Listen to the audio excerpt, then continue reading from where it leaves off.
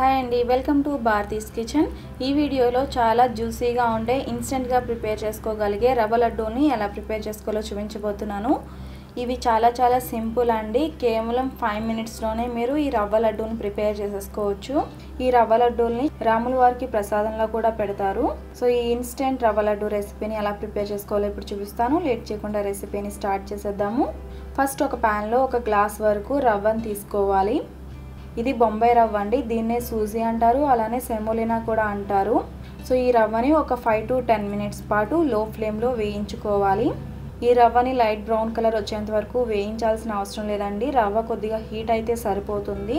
కేవలం 5 to 10 minutes లోపే మీరు స్టవ్ ఆఫ్ చేసుకోవాలి. ఇలా ఫ్రై చేసుకున్న రవ్వని ఒక బౌల్లోకి ట్రాన్స్ఫర్ చేసుకోవాలి. నెక్స్ట్ ఇందులో పంచదారని వేసుకోవాలి. మనం 1 గ్లాస్ వరకు రవ్వని వేసుకున్నాం కాబట్టి పంచదారని 1/2 గ్లాస్ కన్నా ఎక్కువ, అలానే 3/4 గ్లాస్ కన్నా కొద్దిగా తక్కువ వేసుకోవాలి. ఇలా అయితే మీకు స్వీట్ కరెక్ట్గా సరిపోతుందండి. స్వీట్ తక్కువ తినేవారు షుగర్ని 1/2 గ్లాస్ వరకు వేసుకుంటే సరిపోతుంది. సో రవ్వ వేడిగా ఉంటే కొద్దిగా చల్లారిన తర్వాత ఇలా షుగర్ని వేసుకొని మిక్స్ చేసుకోవాలి. నెక్స్ట్ ఇందులో 1/2 స్పూన్ యాలకుల పొడి కూడా వేసుకోవాలి. అలానే 1 టేబుల్ స్పూన్ వరకు నెయ్యిని కూడా వేసుకోవాలి. నెయ్యి కావాలంటే మీరు కొంచెం ఎక్కువ కూడా వేసుకోవచ్చు అండి. 2 టేబుల్ స్పూన్స్ వరకు కూడా వేసుకోవచ్చు. నెయ్యి వేసుకున్న తర్వాత ఇంగ్రీడియంట్స్ అన్నీ కూడా ఒకసారి బాగా మిక్స్ అయ్యేలాగా ఇలా బాగా మిక్స్ చేసుకోవాలి. నెక్స్ట్ ఇందులో కాచి చల్లార్చిన పాలని కొద్దిగా వేసుకుంటూ మిక్స్ చేసుకోవాలి.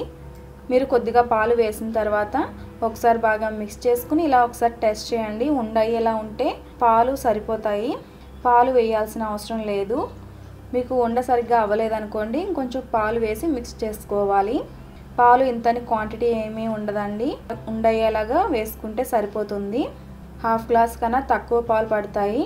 రవ్వ లడ్డు చేసేటప్పుడు కొంచెం ఎక్కువసేపే ఒత్తుకోవాలండి. సో ఇలా ఎక్కువసేపు ఒత్తుకుంటేనే మీకు పర్ఫెక్ట్ షేప్ అనేది వస్తుంది. ఇలా ఎక్కువసేపు ఒత్తుకోకుండా మీరు పాలు ఎక్కువ వేసారనుకోండి, రవ్వ లడ్డు మరీ సాఫ్ట్ అయిపోతుంది. ఈ రెసిపీని ఎవరైనా ప్రిపేర్ చేసేసుకోవచ్చు. ఇన్స్టెంట్గా అప్పటికప్పుడు స్వీట్ తినాలి అనిపించినప్పుడు కూడా ఇది ప్రిపేర్ చేసేసుకోవచ్చు.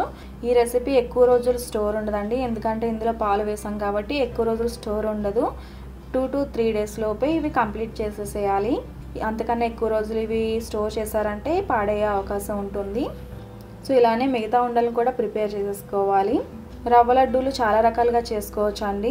ఇది ఇన్స్టెంట్గా ప్రిపేర్ చేసుకునే రవ్వ లడ్డు అయితే ఆల్రెడీ నేను 2 రవ్వ లడ్డు రెసిపీస్ని పోస్ట్ చేశాను. ఒకటి పాకం పెట్టి చేశాను, అలానే ఇంకొకటి బెల్లంతో కూడా ప్రిపేర్ చేశాను. మీకు అవి 2 కూడా ఎక్కువ రోజులు స్టోర్ చేసుకోవచ్చు. ఇవైతే కేవలం 2 to 3 డేస్ లోపే కంప్లీట్ చేసేసేయాలి. సో రవ్వ లడ్డు ఇలానే కాకుండా ఇంకొక ప్రాసెస్లో కూడా మనం ప్రిపేర్ చేసుకోవచ్చు. ఆ రెసిపీని మీకు తర్వాత పోస్ట్ చేస్తాను. ఇవి చాలా సాఫ్ట్గా జ్యూసీగా చాలా బాగుంటాయి. అప్పటికప్పుడు మీకు స్వీట్ తినాలి అనిపించినప్పుడు ఇలా ఒకసారి ట్రై చేసి చూడండి. సో ఈ రెసిపీ మీరు కూడా తప్పకుండా ట్రై చేసి మీ ఫీడ్బ్యాక్ని నాకు ఈ వీడియో కింద కామెంట్ సెక్షన్లో తెలియజేయండి.